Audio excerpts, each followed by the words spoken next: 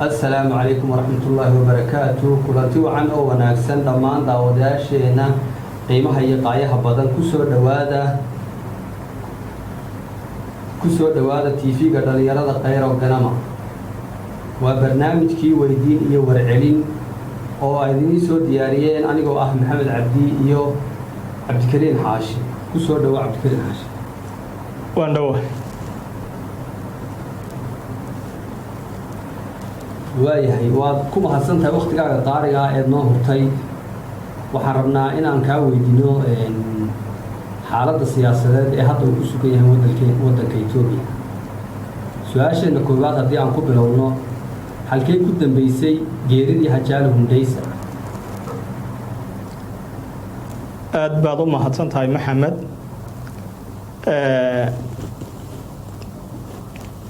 TV-gan aad noogu yeedheen ee qayro ganama iyo farsamo yaqaan obsaaridwaan dhammaantiin aad ayaad ugu mahadsan tihiin yeedhista aad halkan noogu soo yeedheen ee aad nagu weydiinaysaan xaaladaha ay maanta ku sugan tahay oromiya. haddii aan u soo laabto su-aashaadii ahayd xaggee bay ku dambeysay geeridii Hajaalo Hundaysa. horta Hajaalo Hundaysa wuxuu ahaa nin fanaana oo heesaaya oo dadka oromadu ay aad u jecel yihiin. wuxuu ahaa nin geesiya oo haliyey ah oo muddo la soo shaqeeyay dhalinyaradii qayro ee 4 sannadood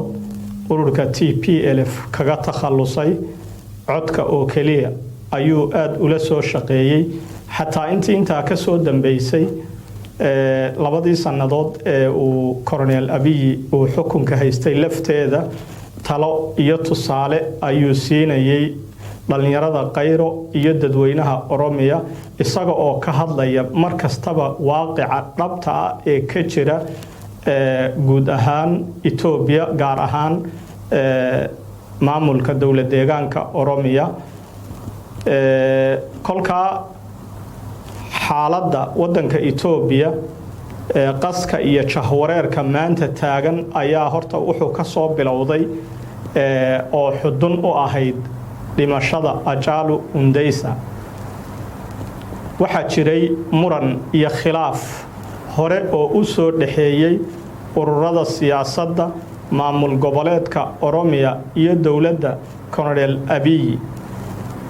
oo macnaha nin ku soo baxay codkii iyo aqlabiyadii shacabweynaha oromiya iyo halgankii dheeraa ee loo soo maray ee ururka TPLF meesha lagaga takhalusay.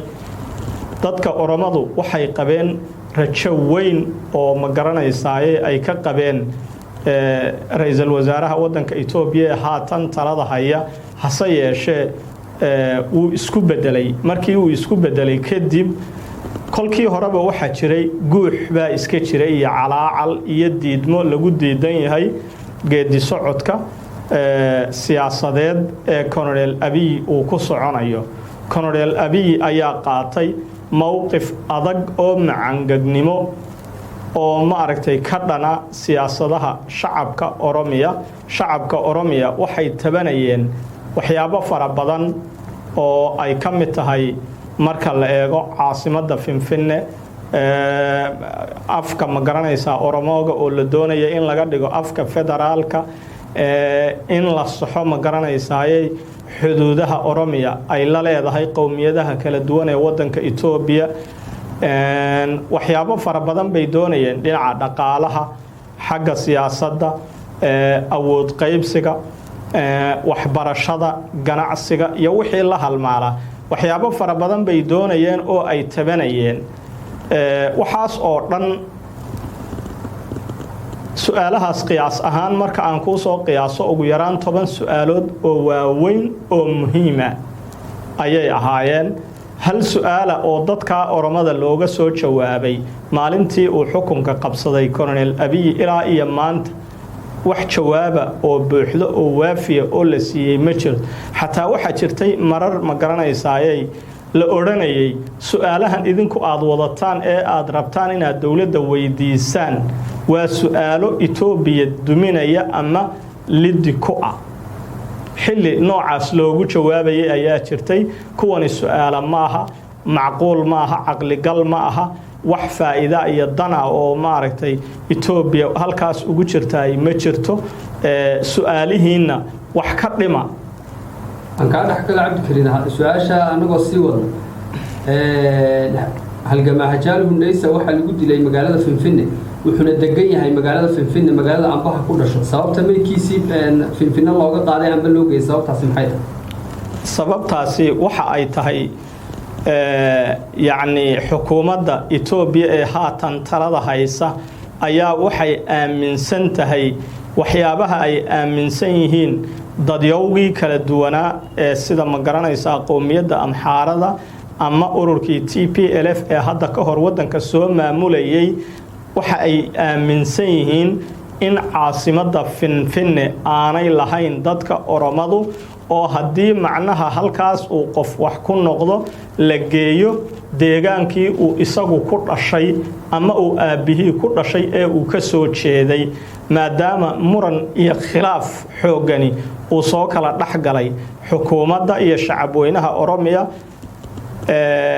dhibkaas ayaa wuxuu salka ku hayaa amaba uu ka jawaabayaa lahaanshaha caasimadda Finfinne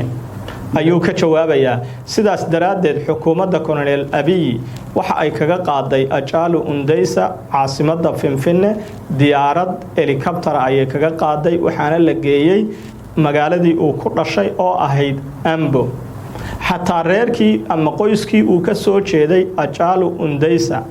waa ay diideen in la aaso oo lagu aaso magaalada Ambo oo ah halkii uu ku dhashay hooyadii iyo aabihii ay joogeen sababta ay u diideen waxa ay ahayd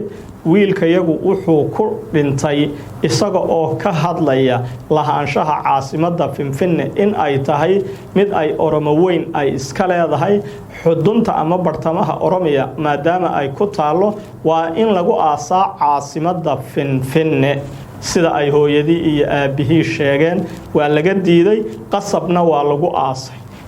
isla Hajaal Hundaysa warkiisa inaga oo aan dhamayn oo aan ka dhax bixin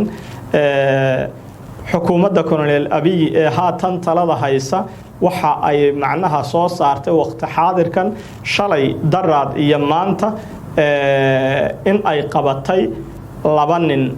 oo ay sheegeen in ay ku lug lahaayeen dilkii Hajaal Hundaysa in ay soo qabteen waxaanay ku wargeliyeen oo ay u sheegeen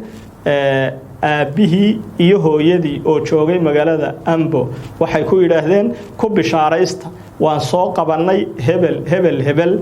magaciisa saddexan baa loo sheegay iyo degmada uu ku dhashay oo dambiilayaal ah oo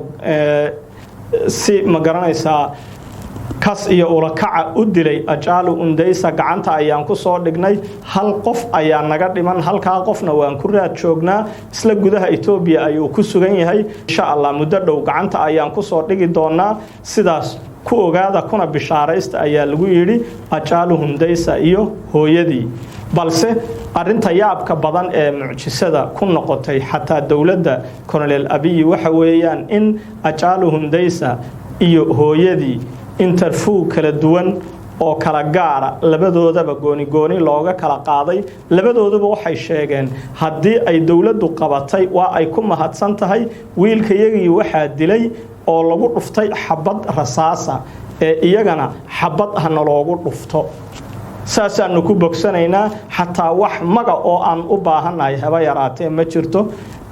arintaasna u malayn maayo in ay fuli doonto waan se eegaynaa insha Allah waxa ay ku dambayn doonto waxay se aniga ila tahay sida garashadayda iyo aqligayga in macnaha ay tahay qabashada raggaasi la soo qabtay oo la sheegay mid in uu ka soo jeedo oromiya oo ay ku tilmaameen iyagu in uu ka soo jeedo ururka OLF ka kalena uu ka soo jeedo ururka TPLF ee Tigreega ayay dusha ka saareen waa dambi ayna nimankaasi qabin ama aqoonba uma laha waxan hadda socda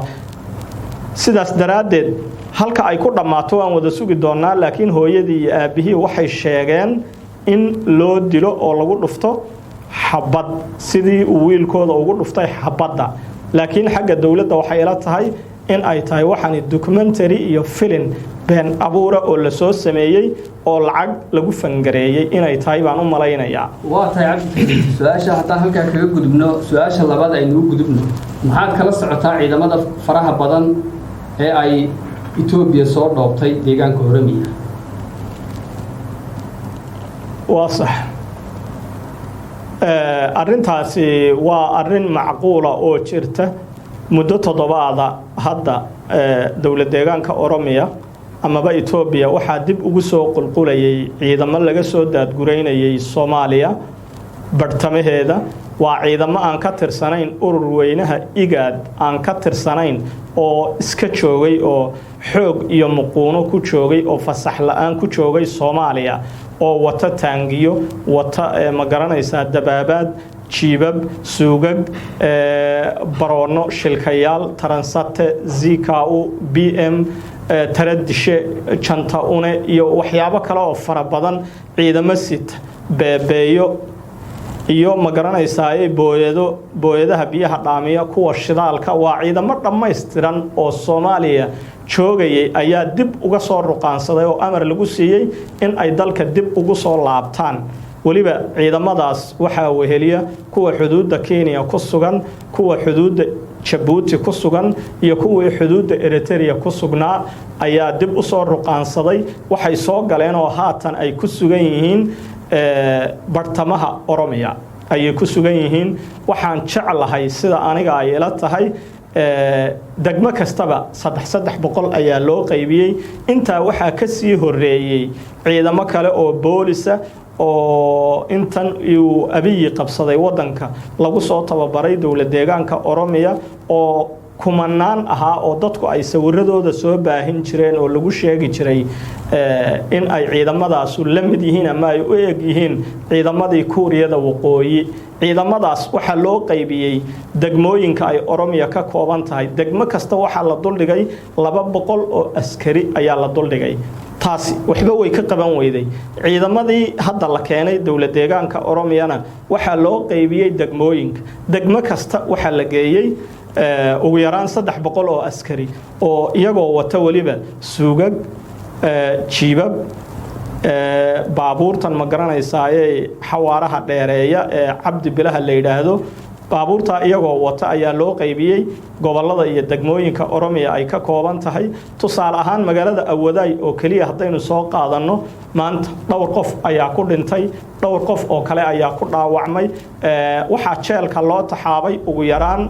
12 maalqabeen oo baayac mushtari ahaa oo kuwana ay lahaayeen dukaamo kuwana ay lahaayeen bakhaaro kuwa kalena ay jaadka ka shaqeynayeen kuwa kalena ay ma garanaysaa dukaamo lahaayeen kuwa baabuur lahaa 12 qof baa jeelasha loo taxaabay sababtoo ah fura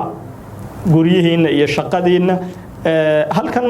kale waxa soo taagan dhalinyarada qayro oo iyana aan raali ka ahayn in guryihii la furo oo shaqo joojin ku dhawaaqay marka ciidamadaasi waxa ay ku sugan yihiin bartamaha oromiya ayay ku sugan yihiin oo ay joogaan iyaga iyo tiknikadooda laakiin mustaqbalka sida aniga ay ila tahay waxa aan u malaynayaa ciidamada in loo diyaariyay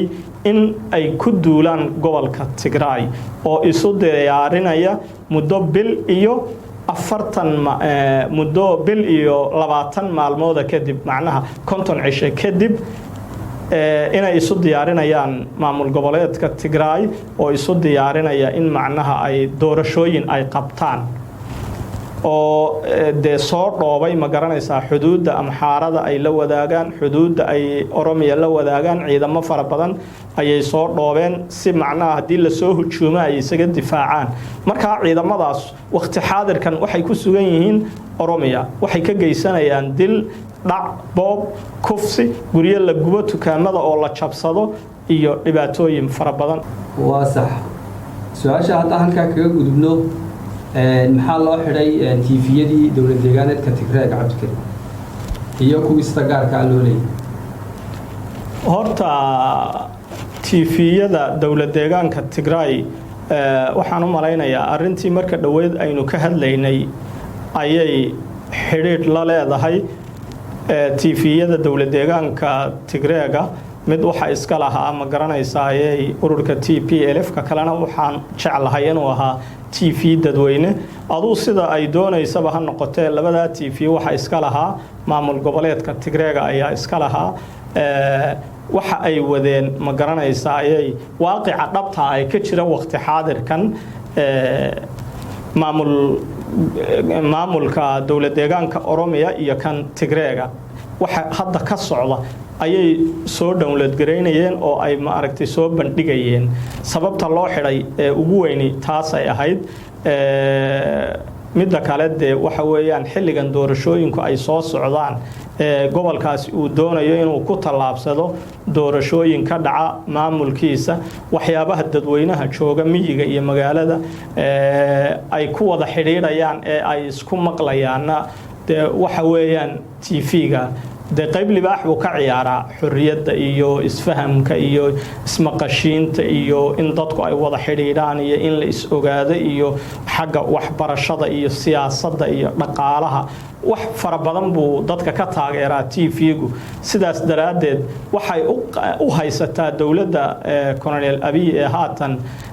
talada wadanka Ethiopia gacanta ku haysay in ay weeqaan maamul goboleedka Tigray ayaa ku kaliftay in ay soo dhaadhiciyaan oo ay ka saaraan hawada kaas oo kaliya ma ahayn sida aduguba aad igu soo su'aashaadii waxa kamid ahayd baan jeclahay macnaha kuwa gaarka loo leeyahay waxa kamid ah OBS oo kale TV-gii Dayas Dinqu oromada ahaa ma garanaysa halkan adaama ka furnaa muddada dheer TV-gaasi qaybaha siyaasadda unbu ku jira isaga laftiisu inkasta oo aan si caadi oo waadix oo qeexan aan siyaasadda loogaga hadal wuxuu sii daayaa hidaha dhaqanka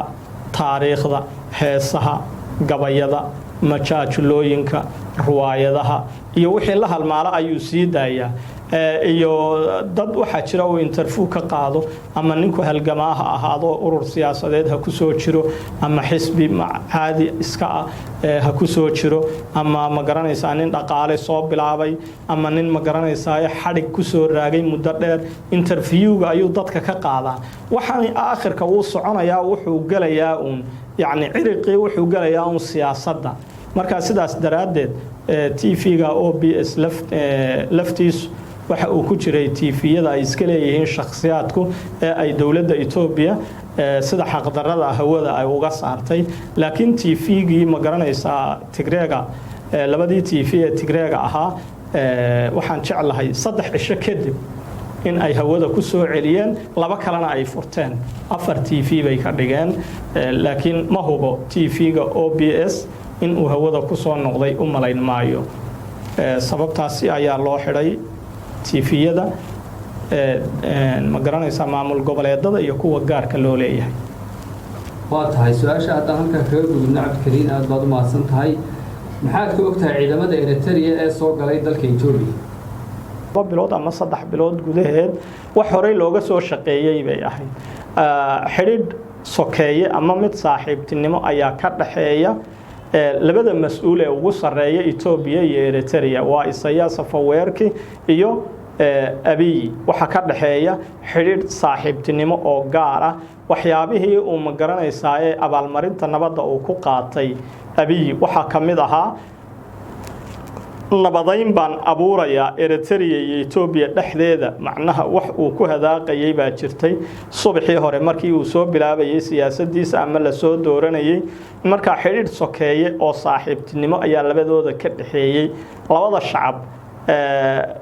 wax ka dhaxeeya ay ma jiraan aad baa loo kala fogyahay aad baa loo kala durugsan yahay qowmiyadaha Ethiopia oo kale hadaynu soo qaadano qowmiyadaha Ethiopia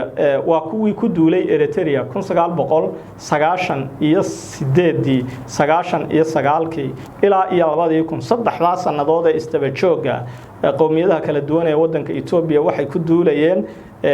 Eritrea dagaalkii dhexmaray iyo Ethiopia Tigreegana waxba ka dhaxeeya dhul baa ka dhaxeeya waxa isku haystaan dhul dhul baa ka dhaxeeya labadaasi qowmiyadood oo isxiga dhinaca dhulka oromadu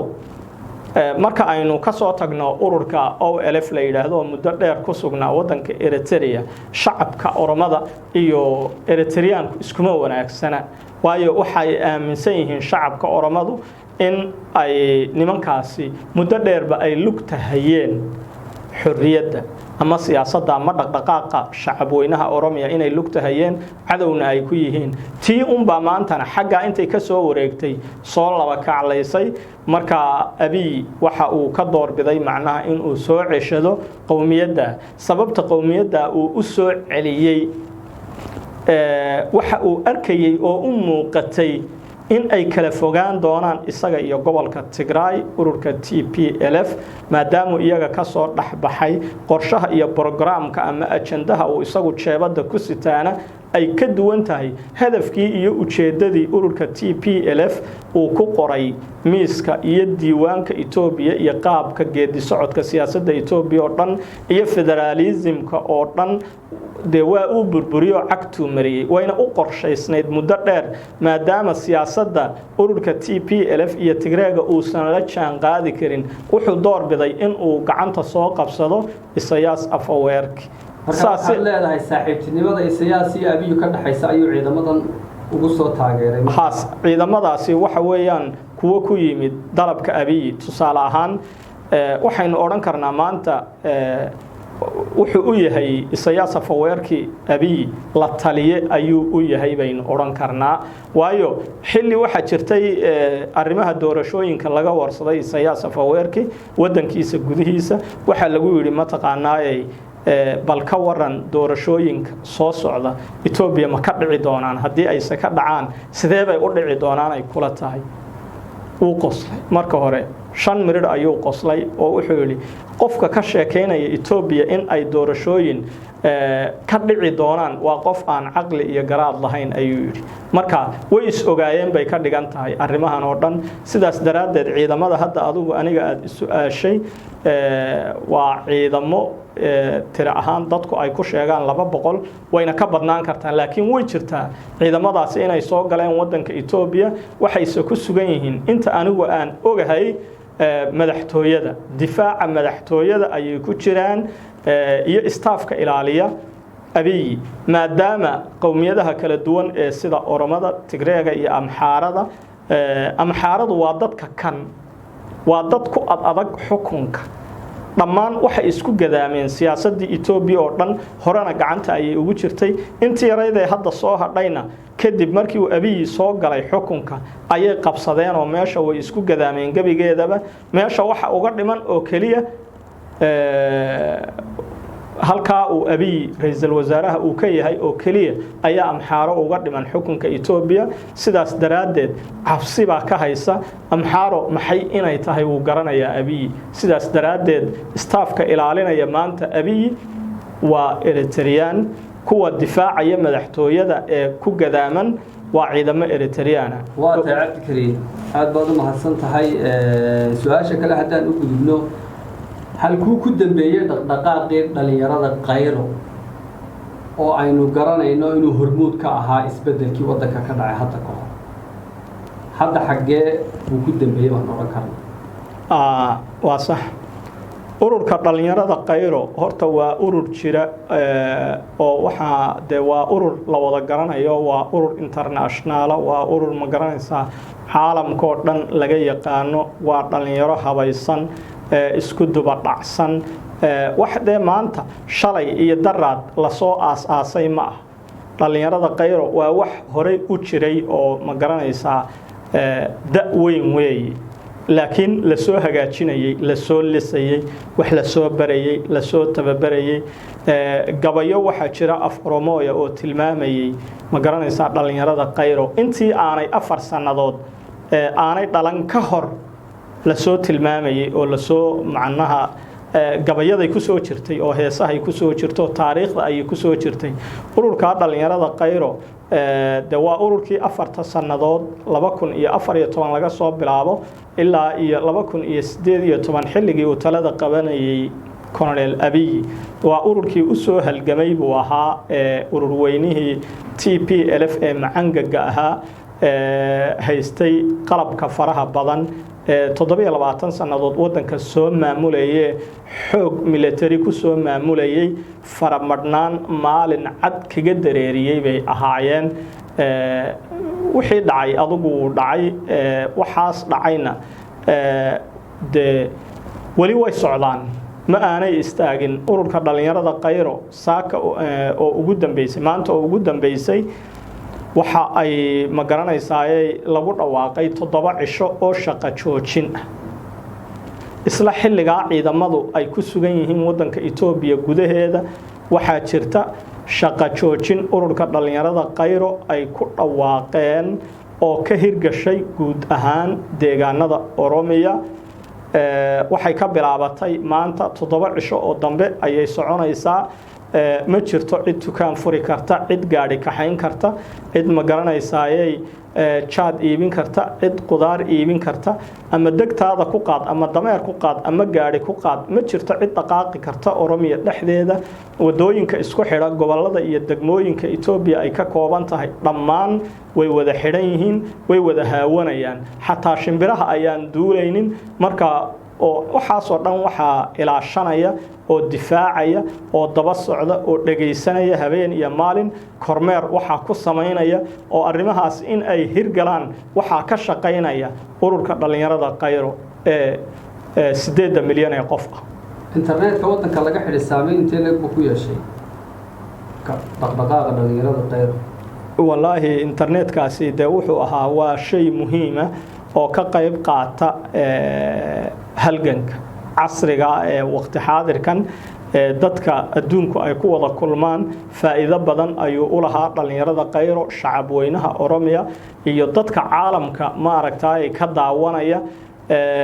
de waxaynaan helayn wararkii fiicnaa ee nadiifta ahaa ee xaqiiqda ku salaysnaa imisa qof baa dhintay si sax ah uma helayno imisa qof baa dhaawacmay si sax ah uma helaysid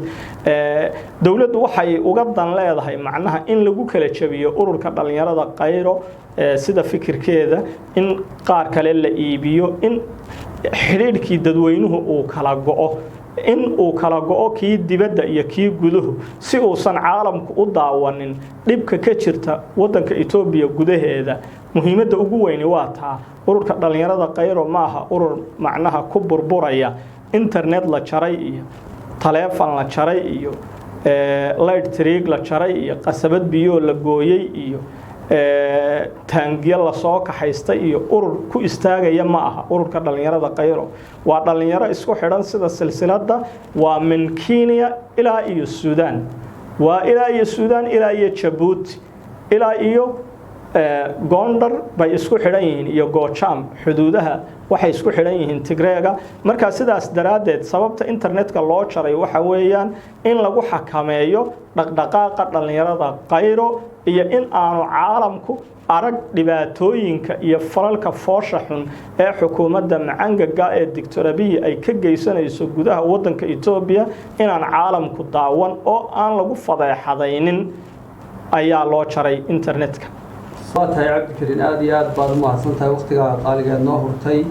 وحنسوق قرني وقتي أنسوق جبين لها وركي جنانت كي جبدي وركنا ومرتين نوعها عبد الكريم حاشي يعني جو محمد عبديني دهنية لكن كفر الصمدنا وحينو دهنية ولكن إبصر رضوان آدي آد يادو مهتسنتهين أنت warkani warka la mid ah hawada inagu soo galiyayno TV-geena qayro ganama aad iyo aad baad mahadsantihiin wasalaamu calaykum waraxmatullaahi wabarakaatuh وعليكم السلام ورحمة الله تعالى وبركاته وتولى نرسي جبتو وتولى بورا ما جبتو وتولى تولا ما جبتو يوني سفارسي فاروسي ملي Acalu hundesa kan sabasaf tole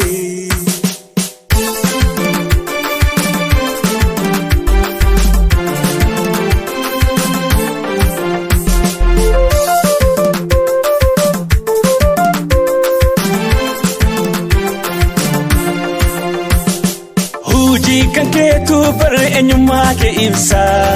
jeena haati teessee ajaalu hundeessa hojii kan keetu bar eenyummaa kee ibsa jeena haati teessee ajaalu hundeessa bu'aaf hin bololu hayyoon saa tokkummaa saba addaan hin qoodu hogguu oromummaa biyya seenaa qabdu biyya too harargee roorroon nu baay'atee daangaa nutti dabreereen dhimma cinaqsaanii taa'anii ilaaluuni obsi hanga qaba maalii akki kuni osoo sabni kodhumaa jiru akkamiin gammada ja'a bara ajaalu hundeessa sabni kodhumaate boranaa moyaaleetti sabni kodhumaate harargee mi'eessootti sabni kodhumaate harargee cinaqsanitti babileetti samaaf califnaa haakaanoo nu marti biyya seenaa qabdu biyya too harargee roorroon nu baay'atee daangaa nutti dabreereen dhimma cinaqsaanii taa'anii ilaaluuni obsi hanga qaba maalii akki kuni